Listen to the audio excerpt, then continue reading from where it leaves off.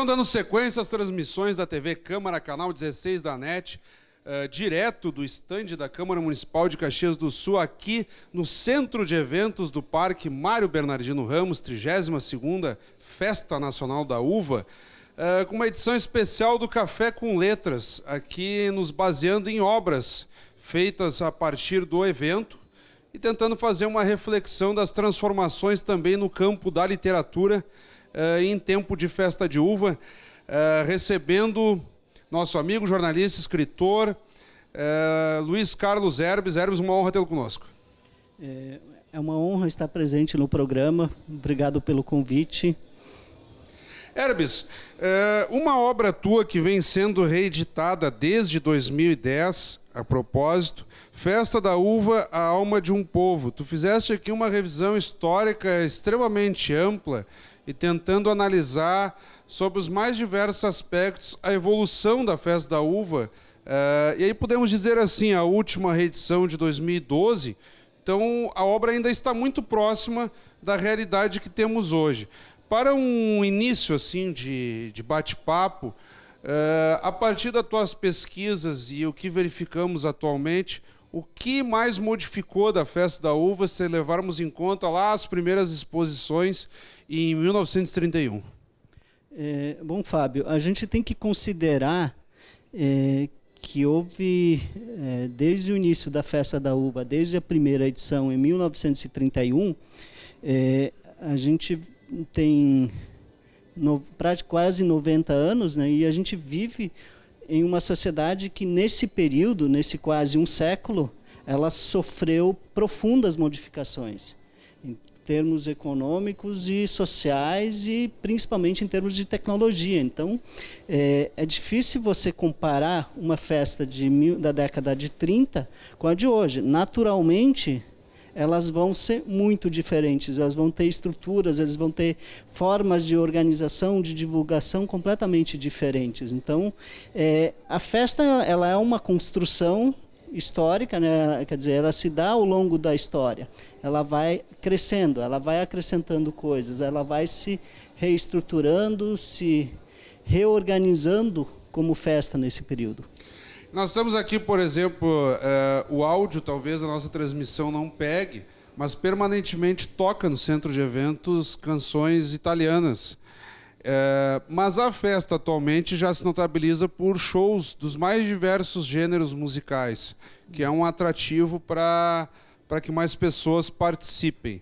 Até que ponto essa diversidade vamos pegar, por exemplo, a parte musical, até a bebida, que tem ganhado muita ênfase nessa festa por questão de patrocínios, há um destaque maior à cerveja e ao chopp, não necessariamente à uva e ao vinho, que seriam, digamos assim, os atrativos maiores da festa da uva. Como é que tu enxergas essas transformações?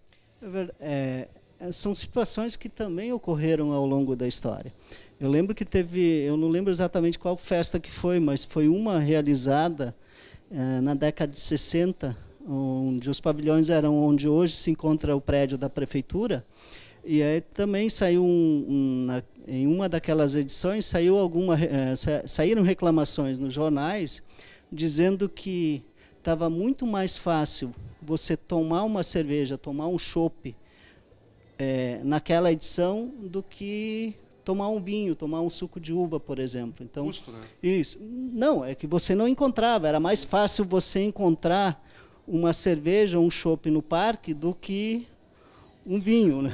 Quer dizer, é uma situação que eu vim 2 vezes aqui nos pavilhões, dessa vez, de forma rápida, por conta de outras atividades, né? Mas o que a gente vê, por exemplo, nessa edição, você vê uma presença institucional muito forte de uma marca de cerveja. Ela está em tudo. Você anda pelo parque, você vê lá o stand lá da cervejaria, né? Então, isso eu acho que tem que ter um cuidado em relação a essas coisas, né? Tipo, é festa da uva, a uva remete ao vinho, ao suco de uva. Então, você tem que ter esse cuidado. Você não pode fazer, de repente, disso aqui uma Oktoberfest. Embora se faça a Oktoberfest todo ano, segundo Santa Cruz, né? segundo algumas brincadeiras, né? O alemão não precisa de uma razão para tomar chopp, né? Oktoberfest todo ano. Mas você precisa ter esse cuidado em relação com a festa da uva. Ela tem algumas coisas que são a essência dela. A uva, o vinho, essas coisas têm que ter prioridade, tem que ser protagonistas. Eu te provocava no início, antes de começarmos a nossa gravação, até que ponto essa nossa preocupação histórica de discussão dos conceitos da festa se encontra em sintonia com a maior parte da população, independentemente de faixa de renda? Será que o cidadão comum está realmente preocupado em vir aqui ver as tradições italianas, ou ele está mais interessado nos shows e na cerveja ou no chopp propriamente dito? Ou ainda, independentemente dessa preocupação, daqui a pouco os organizadores têm que bater pé na questão cultural para não deixar morrer. Como é que tu enxergas isso? Eu vejo como a festa tem que ser um pacote completo.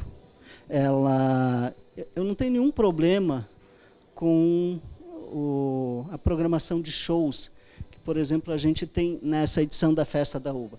Não é a primeira vez que isso acontece. A gente tem grandes artistas se apresentando aqui nos pavilhões. Desde as festas década de 70, década de 80, você tem essa ideia de você trazer cantores, artistas populares para aumentar o público, para chamar público para a Festa da Uva. Então, isso não necessariamente é uma coisa ruim. Eu acho que não pode só ter espaço para esse tipo de música, tem que ter uma diversidade. E, em relação a isso, tem bandas locais, a gente ouve aqui músicas folclóricas italianas, então tudo isso está presente. Eu não vejo muito problema nisso. O que a gente tem que ter cuidado é que a festa ela tem que ter um aspecto cultural. Ela tem que ter esse aspecto para ter um sentido de uma festa. Para que você vai ter uma festa da uva se ela não está preocupada em contar um pouco da história da uva aqui na região, a construção de como que essa região se construiu em torno da uva, da relevância dela, e por que se tem essa festa da uva. Então, esse cuidado a gente tem que ter. A gente não pode prescindir disso. Não dá para fazer uma festa da uva, sem vinho, sem essas tradições, sem essa inclusão dessa cultura italiana e tudo. Claro que a sociedade mudou, né? Então... Em termos de curiosidade, nós temos de novo uma rainha, Maiara Perottoni, oriunda da região de Forqueta, da Festa do Vinho Novo. Nós entrevistávamos aqui, um pouco antes de ti, agora a vereadora Tatiane Frisso, primeira parlamentar que acumula o posto de também ter sido rainha da Festa da Uva. No caso, ela foi lá em 2010, também da região de Forqueta, do Vinho Novo, a história toda. E ela explicava peculiaridades dos trajes das soberanas, que costumam contar um pouco da história delas mesmas, das origens e tal. Nesse aspecto assim cultural mais técnico, o que tu tens observado em termos de variação de estilo nos trajes, que também foi um dos pontos que te preocupou nessa recuperação histórica? A verdade, os trajes, essa questão dos trajes, né, principalmente no período da escolha, ela se modificou ao longo da Festa da Uva. Se a gente voltar, por exemplo, em termos históricos, a escolha das soberanas até o final da década de 90, aliás, até a festa de 1991, ela se deu não aqui nos pavilhões, não num concurso aberto para toda a população, mas ela se deu em festas relativamente fechadas, em clubes sociais da cidade. E aí esse traje, essa releitura de trajes que se começou a fazer a partir dos anos 90, aí você não tinha ainda. E se a gente voltar em outras edições, né, por exemplo, tem festas da década de 60, 1960, que tem rainhas, uma delas é a Silva Celi, que ela usa um vestidinho curto, que remete à época da época política e de revolução social e sexual que a gente viveu naquele período. Uma forma de protesto, digamos assim. Não foi uma forma de protesto, mas foi uma forma de inserção. Dialogar com o período, digamos assim. Exatamente, né? Quer dizer, é um traje que remete àquele período. A ideia de releitura desses trajes mais clássicos, ela é um pouquinho mais recente. E é interessante que se faça isso, que se mantenha. É claro que a gente tem que considerar o seguinte: ninguém sai na rua com esses vestidos, mas ele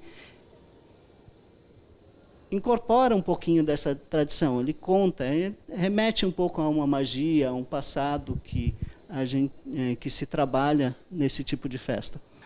Tu acreditas que ainda há apelo popular a isso, que, sobretudo, as gerações mais jovens, elas vão responder ainda com interesse para esse revival, digamos assim, essa recuperação do mais clássico, que aí vai pela roupa, pela composição dos trios, pelos hábitos de daqui a pouco você vir à festa e consumir um produto colonial, o queijo, o salame, o suco, o vinho e por aí afora? Bom, eu não tenho bola de cristal, né, para saber como é que isso vai se dar, mas é mais difícil, isso está claro para os organizadores de festas. É muito mais fácil, por exemplo, você fazer uma festa como o Oktoberfest, em que as pessoas vão lá efetivamente para beber. Eu vou pedir, de forma breve, vou tentar emendar dois aspectos aqui. A periodicidade da festa, que ela mudou ao longo do tempo, chegou a ser de 4 em 4 anos, depois bianual, agora deveria ter sido bianual, mas foi cancelada a edição do ano passado e passou para um intervalo de 3 anos em relação à última, de 2016. Alguns falam em tentar promover a festa todo ano, ou fazer escaladas, tipo uma pré-festa num ano, depois a festa maior no outro, e depois os desfiles, que sempre foram tradicionalmente na Rua Sinimbu, com a catedral ao fundo, culminando no ponto ápice, próximo à Praça Dante Alighieri. Depois foi para a Praça de Castro, agora retorna à Rua Sinimbu com 2 desfiles maiores e os demais acontecendo no espaço aqui dos pavilhões. Como que tu interpretas esses 2 pontos? As mudanças de periodicidade e os aspectos de variações do formato dos desfiles. Em relação à periodicidade, eu sei que é controvérsia, nem todos vão concordar comigo, mas eu gosto da ideia de 2 em 2 anos. 4 em 4 anos, como se fez por um longo período, né? Década de 50, 60 e década de 70 também foi de 3 em 3. Eu gosto dessa ideia de 2 em 2 anos.